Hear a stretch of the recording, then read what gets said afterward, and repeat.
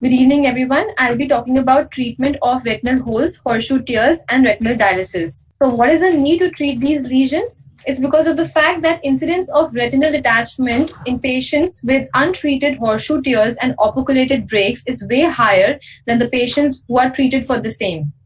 The incidence of rheumatogenic RD caused by dialysis is 8 to 15% if it is left untreated, and atrophic holes generally do not lead to RD. So, when all prophylactic treatment is needed, all the acutely symptomatic lesions, be it holes, tears, or dialysis, they need treatment.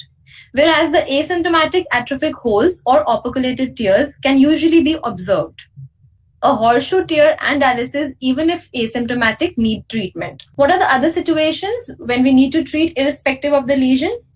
If suppose there is history of RD in the other eye, family history of RD, patient cannot come for follow-up, has a physically active profession, or patient wants to go for refractive or cataract surgery, or has pathological myopia.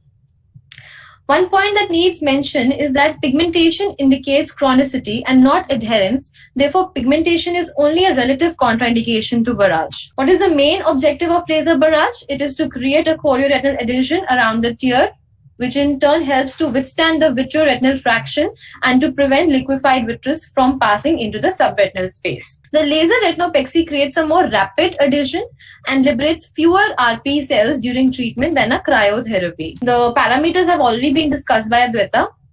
The laser spot intensity has to be started from lowest possible and giving a faint burn, then gradually increasing the power until it gives us a moderate intensity yellowish burn.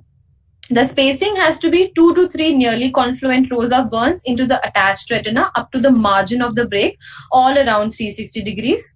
The wide spacing raises the issue of subretinal fluid leaking between the spots.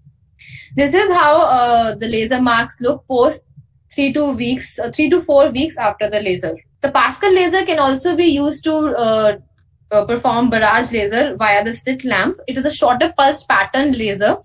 It gives increased uniformity and precision of the spot placement.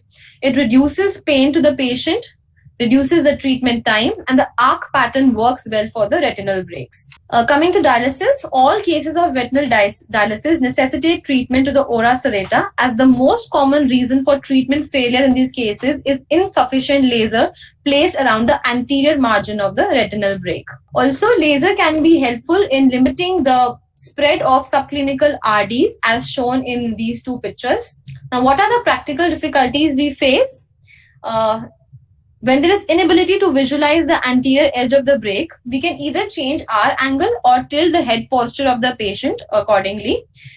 In cases of media haze like PCO, cortical cataract, or IOL edge, where visualization anterior to the break is difficult, even with scleral depression, what we can do is the anterior treatment can be continued to the ora at both ends of the break, or laser retinopexy can be combined with cryopexy. In cases where shallow SRF or localized RD is present, we can use longer duration of the spot, and we can also try scleral depression to bring the RPE close to the retina. Also, barrage can be done along the RD margin as shown in the previous picture. Lastly, we can also combine it with the cryo.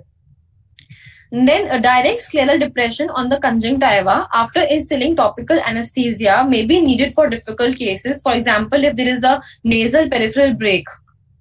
Also, other difficult situation is patients having deep set eyes. So this patient had underwent barrage to the HST, but in spite of the laser, he progressed to develop an RD. That's because the anterior margin was not at all covered. That is inadequate laser.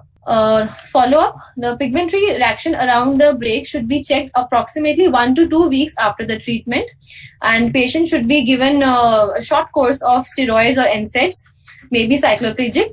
Patient should be counseled to avoid strenuous activity till 2 weeks, especially if break is associated with SRF. So when do we retreat during a follow-up? If we see that there is a new tear formation, pigmentation is not adequate, and there are big gaps between the laser marks, anterior edge is not covered, or if we see that SRF is increasing. The take-home message is laser retinopexy of breaks is a rapid and very effective method to prevent RD. But even after the treatment, new breaks can occur in the same as well as the opposite eye. Patients should be asked to watch for the development of flashes, new floaters post laser for 4 to 6 weeks at least.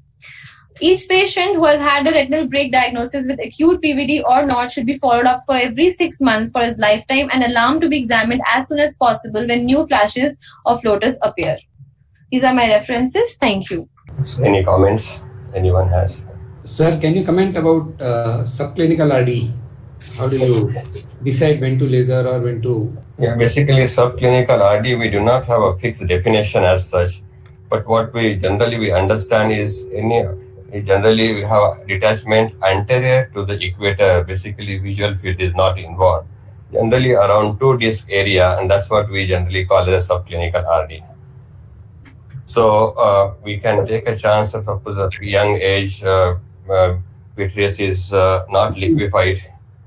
Probably these eyes we can, and when you can follow this patient up, or some systemic issues whether patient cannot be operated. So then when you can go a little bit, you have a relax your criteria and you laser these eyes.